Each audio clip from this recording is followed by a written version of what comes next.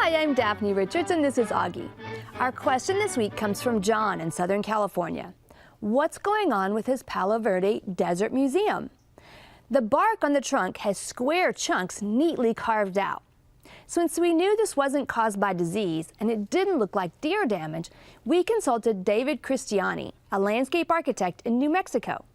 He tells us that this appears to be rabbit damage, which he's seen on smooth tree trunks like this one, usually during winter and during drought, when moisture is in short supply for all living creatures. He says the damage seems to be about the animal trying to get moisture out of the trunk, eventually girdling and killing the tree if it continues. David also says that he's observed young, smooth-barked trees, such as desert willow, ash, and pistachio, being gnawed by multiple cottontail and jackrabbits for several days in a row. Then the trees are dead. While nearby older, rougher-barked young trees like mesquite, oak, and juniper are left alone. When we got back in touch with John about his Palo Verde, he reported back that he has indeed started noticing rabbits last year, and that even though rabbits had always been around, they've never been so visible. To further illustrate the point, David also sent us pictures of an Opuntia macrocentra that had been chomped by jackrabbits or cottontails or maybe pack rats. He says that usually the pack rats eat cacti from burrowing under the roots and getting their moisture and roughage that way in order to avoid the spines. Our plant of the week is Blackfoot daisy, Melampodium leucanthum, a delicate-looking perennial that's actually quite tough.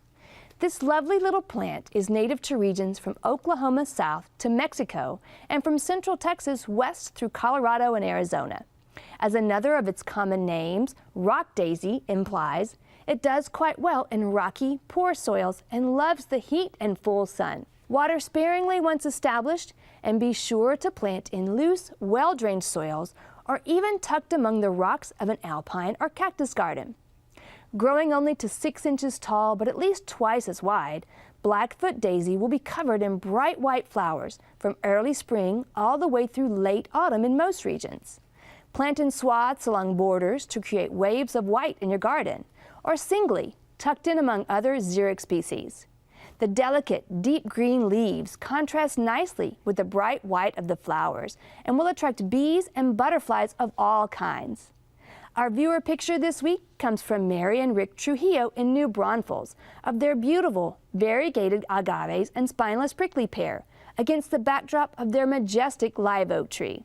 We'd love to hear from you. Head on over to kliu.org/ctg to send us your questions, pictures, and videos.